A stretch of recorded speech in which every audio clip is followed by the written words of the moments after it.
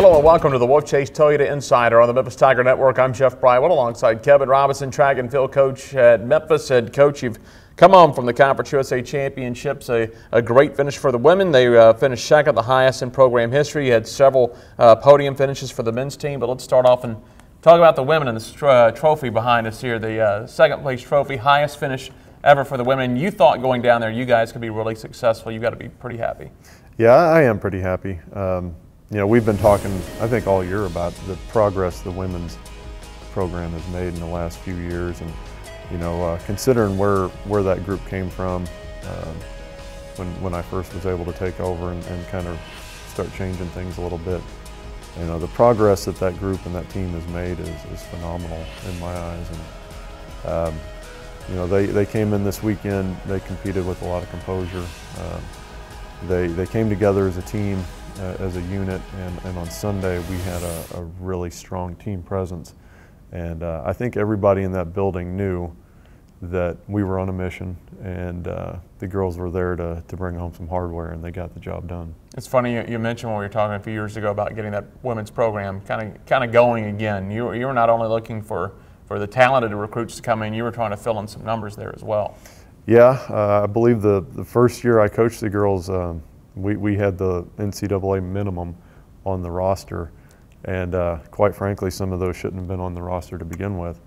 So I mean, we had to completely start over from scratch in that program, and it took some time. It took some you know, some tough decisions and a lot of work and a lot of dedication. But you know, the vision's always been there. It's just a matter of getting the right people in place and you know, building some pride in the program and a little ownership in the program, and I think we have that now. So girls are excited. They're still hungry. You know, we had a meeting yesterday, and I told them that, you know, now we're kind of the team that everybody else is trying to come to get, because they don't believe that we should have been there in the first place. So I said, you know, that chip on your shoulder that you went in with this weekend, that chip has to stay there.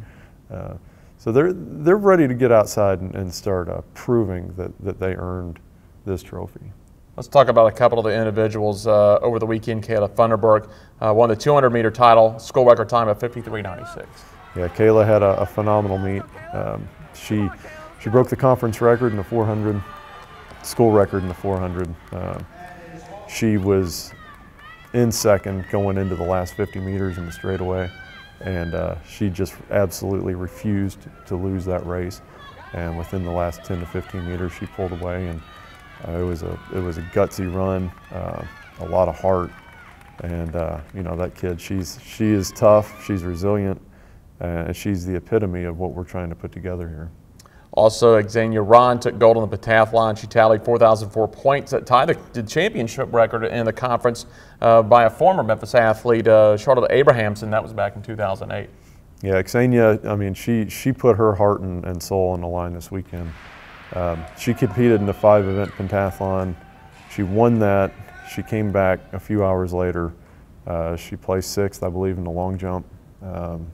She came back the next day, got 2nd in the high jump. The girl was beat up. She's struggling to get out of bed and move around. But I mean, she put everything on the line this weekend for this team and kind of put herself on the back burner and did everything that she did this weekend for the team and the team total. And you know, it's a great example of team leadership and just the fact that, you know, she's willing to put herself in that position to score points for the team. I talked to her yesterday, and she's so beat up and so sore that she's never felt this bad, but she felt really good about doing it for the team.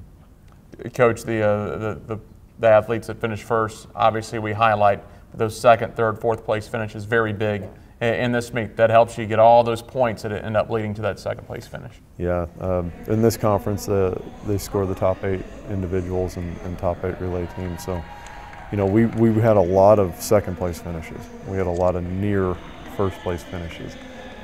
So obviously we wanted to go in and win those championships. Like Manuel got 2 seconds. Yannick was 2nd as a freshman. Lewis was 2nd as a freshman. Maya was 2nd in the 8.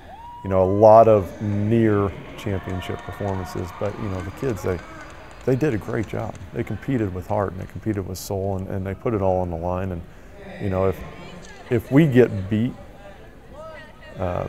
by a better competitor, that's one thing. When we beat ourselves, that's when I have a problem with it. And we didn't do that this weekend. We didn't beat ourselves. We competed, for the most part, at our highest level when it mattered the most, and that's what championship performance is all about. You move over to the men, and you had several podium finishes out there. Austin Crenshaw on the pole vault won his title in that event. Yeah. Austin, phenomenal job. He's a lot like Xenia. You know, he did the long jump and the high jump the day before, trying to sneak in a point here and there. He actually did PR in the high jump.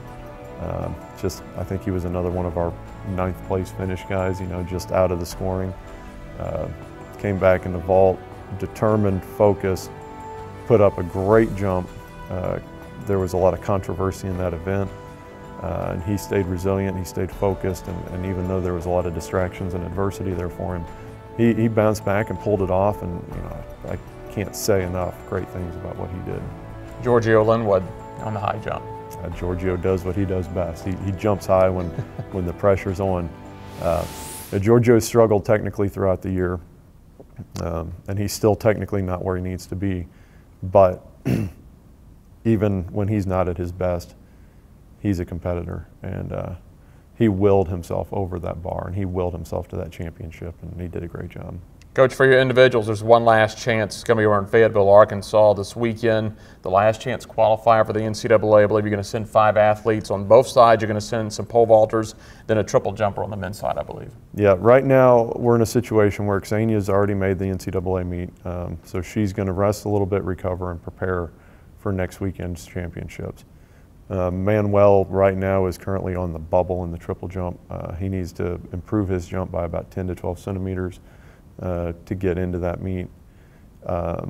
Austin and Paul's, they're both in, I believe they're both in the top 25 or top 30. They need, again, another 10 to 15 centimeters. And, you know, and Claris and Sabrina, they're both going to vault for us as well. Right now they both have ownership, dual ownership, I guess you'd say, of those school records. So part of the reason for them going this weekend is to kind of settle that score so that we only have one name on the record board, because I quite frankly can't fit them both up there. And they both are getting on bigger poles than they've got on in the past. So, you know, if we back the run up a little bit and get them a chance to get on a bigger pole, you know, I think that they can put themselves in a very good position. If not getting into the indoor meet, it'll be a great catalyst going into the outdoor season. All right, well, Coach, congratulations on the performance down in Birmingham. Best of luck to your individuals over in Fayetteville. Thank you very much. I'm Jeff Brightwell. That's Kevin Robinson on the Wolfchase Toyota Insider on the Memphis Tiger Network.